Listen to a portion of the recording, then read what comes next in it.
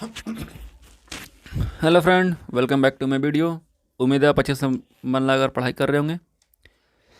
तो आज के इस वीडियो में हम लोग एक चैप्टर को करने वाले हैं। चैप्टर ये मतलब एक टॉपिक है जो कि आपके एग्ज़ाम के लिए काफ़ी ज़्यादा इंपॉर्टेंट है और इससे एग्ज़ाम में एक ना एक क्वेश्चन श्योर शॉर्ट पूछा जाता है।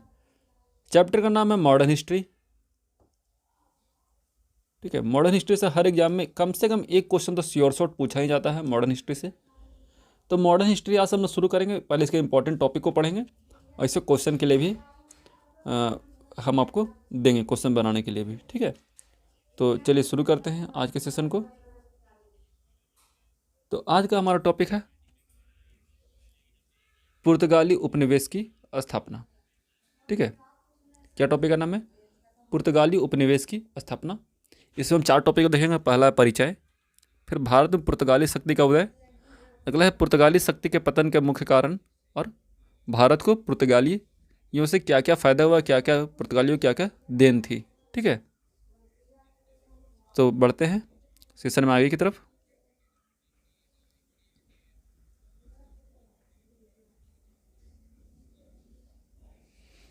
पहला है परिचय।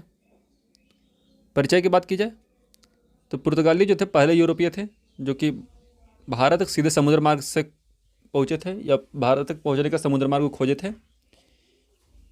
वो इंडिया आए थे 20 मई 1498 को। पुर्तगाली नाविक जो था वास्को डी गामा, वो इंडिया पहुंचा।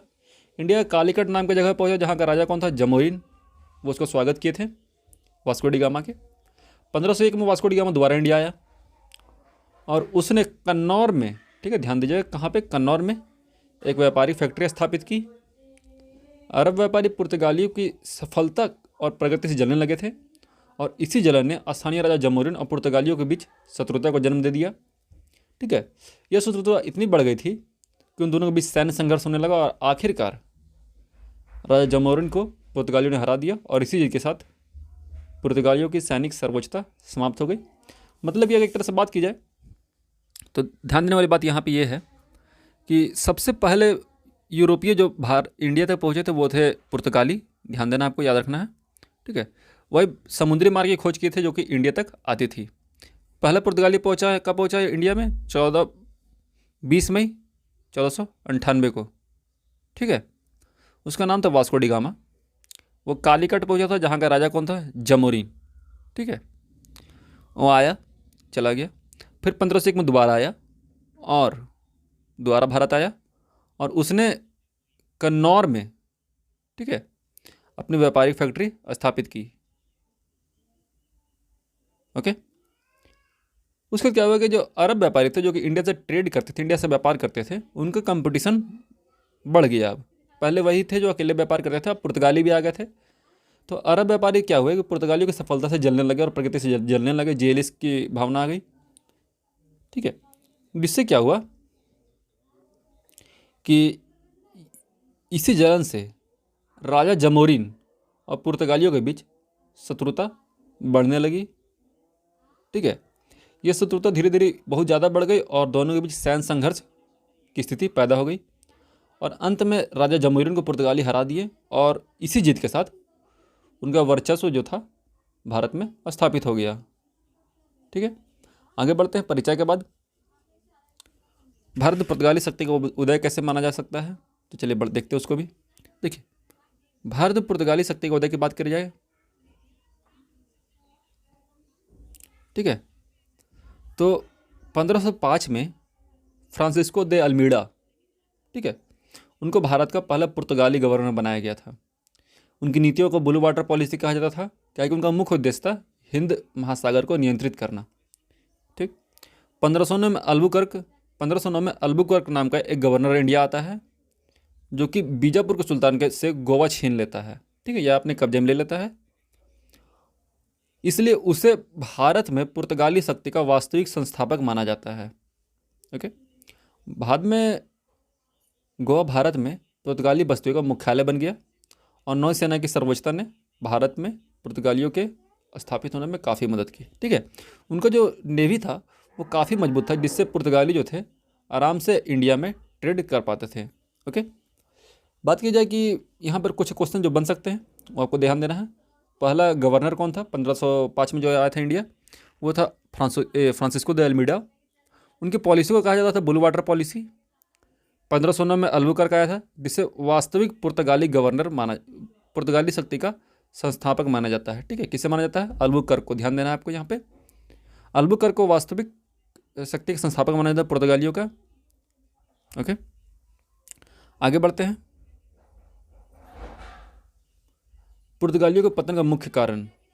हाँ, पुर्तगालियों को शक्ति के पतन का मुख्य कारण की बात की जाए तो पहला ये चीज़ था कि पुर्तगाल एक काफ़ी छोटा देश है।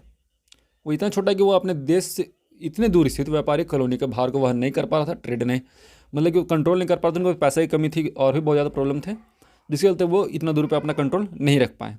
दूसरा था कि वो समुद्री डाकू के रूप में फेमस थे। ठीक है, उनकी प्रसिद्धि कैसे थी? समुद्री डाकू क्या है कि वो नेवी के क्षेत्र में, नवल क्षेत्र में काफ़ी ज़्यादा स्ट्रॉन्ग थे, तो वो समुद्री डाकू के रूप में भी फेमस थे। अगला उनकी कठोर धार्मिक नीति, वो कट्टर ईसाई होते थे।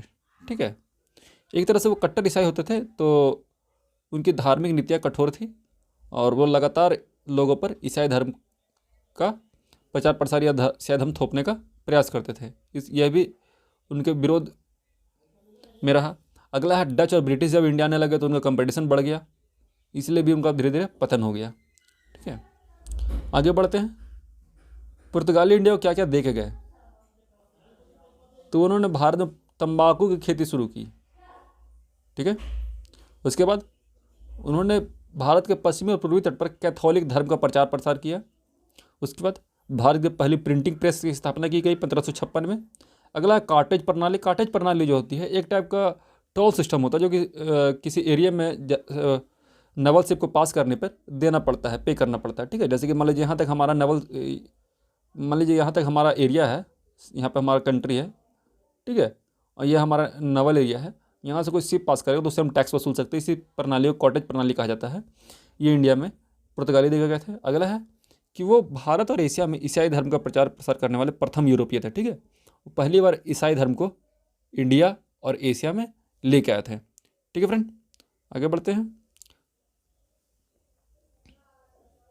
अगला है कि पुर्तगाली शक्ति जो भारत में सबसे पहले आने वाली शक्ति थी, वही 1961 में भारत से लौटने वाली सबसे अंतिम यूरोपीय शक्ति भी थी। जब भारत सरकार ने गोवा, दमन और दीव को उनसे पुनः अपने कब्जे में ले लिया, ठीक है, तब वो भारत से चले गए थे। ठीक है, तो सबसे पहले आए थे पुर्तगाली और सबसे आखिरी में गए भी थे पुर्तगाली। कब गए थे पुर्तगाली? 1961 में। आए कब थे? 1501 में। ठीक है फ्रेंड, उनका आखिरी में जो कब्जा था वो कहाँ कहाँ था? गोवा, दमन और दीव। ठीक है, यहाँ पर अभी भी आपको पुर्तगाली कल्चर देखने के लिए मिल सकता है। ठीक है फ्रेंड, धन्यवाद। मिलते हैं नेक्स्ट वीडियो में। अगर आपको वीडियो अच्छा लगा हो तो प्लीज़ वीडियो को लाइक कर दीजिएगा और चैनल को सब्सक्राइब कर लीजिएगा। तब तक के लिए जय हिंद, जय भारत।